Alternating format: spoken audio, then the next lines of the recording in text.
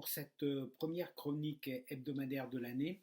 Je vais revenir un petit peu sur ce qui s'est passé pendant le temps des fêtes pour tenter une comparaison entre la Suisse et le Québec. Ici au Québec, les fêtes ont été un petit peu tristounées en 2020 puisque nous étions confinés.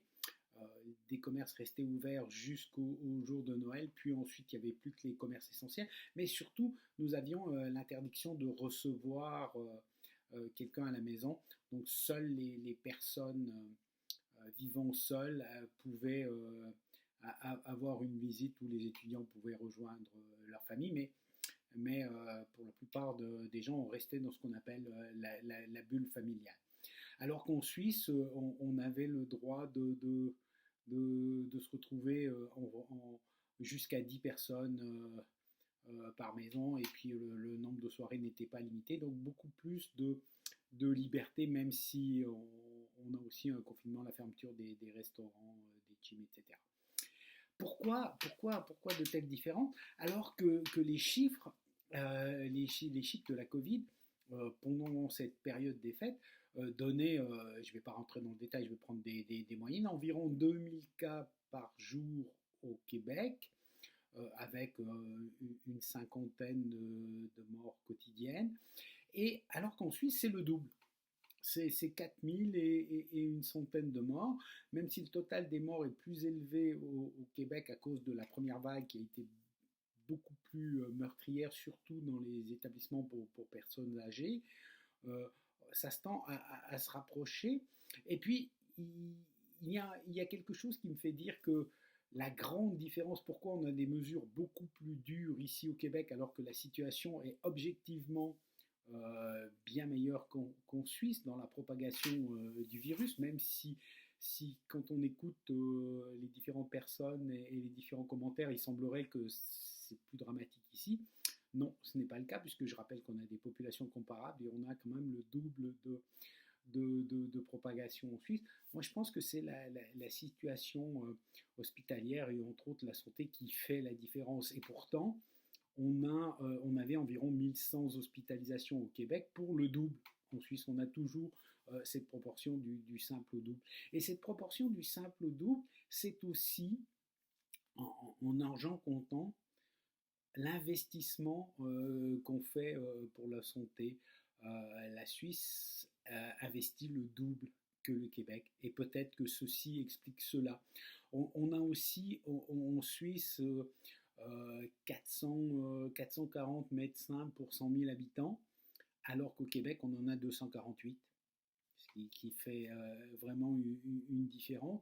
On a au Québec environ c'est 856 infirmières pour 100 000 habitants, alors qu'en Suisse c'est 1140.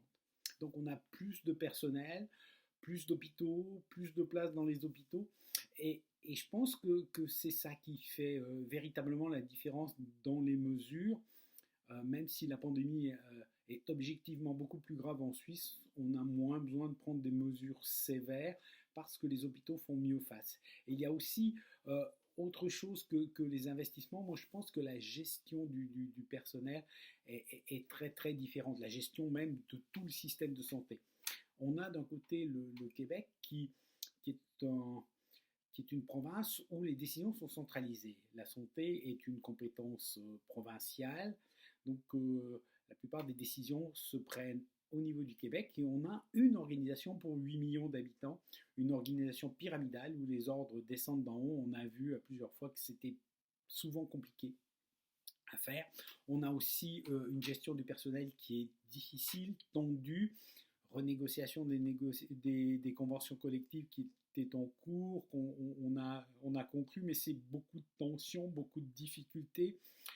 Si on rentre dans le détail de ces conventions, c'est souvent très compliqué. On prend des situations, on a des exemples de situations complètement aberrantes où souvent pour des infirmières, il est préférable de démissionner puis de se faire engager par une société d'intérim, parce que comme ça, on va être peut-être même mieux payé, voire payé autant, mais surtout beaucoup moins de contraintes, parce que quand on travaille à plein temps, on a du temps supplémentaire obligatoire, ce qui fait que beaucoup de gens travaillent à temps partiel, parfois dans plusieurs établissements, ce qui a compliqué énormément la gestion du personnel, une gestion centralisée dans des centres assez éloignés, alors que à l'inverse, en Suisse, on a 26 cantons, donc 26 régimes de santé pour la même population. Donc c'est beaucoup plus décentralisé, une planification hospitalière qui est très décentralisée. Les écoles de gestion vous apprendront que c'est quand même beaucoup mieux sur le papier la situation québécoise parce qu'on a beaucoup trop de pertes en Suisse, mais la crise montre que c'est faux, que c'est clairement faux. Une situation décentralisée, même si elle cause des problèmes, même si on entend beaucoup de critiques, fait en sorte que c'est plus facile à gérer les crises. Une gestion de proximité, quand on connaît mieux son personnel, quand on connaît mieux les besoins, c'est beaucoup plus souple, c'est beaucoup plus réactif. Et on voit peut-être que les investissements qu'a fait la Suisse, beaucoup plus massifs dans le domaine de la santé avant, ben, font en sorte qu'aujourd'hui, elle s'en sort nettement mieux et puis qu'elle aura peut-être dépensé beaucoup moins d'argent de l'autre côté. Et c'est peut-être une piste de réflexion lorsque cette crise sera passée, parce qu'elle va passer. La gestion du système de santé hyper centralisé, hyper compliqué comme au Québec, n'est peut-être pas la meilleure des choses et peut-être qu'il faudra en tirer les leçons.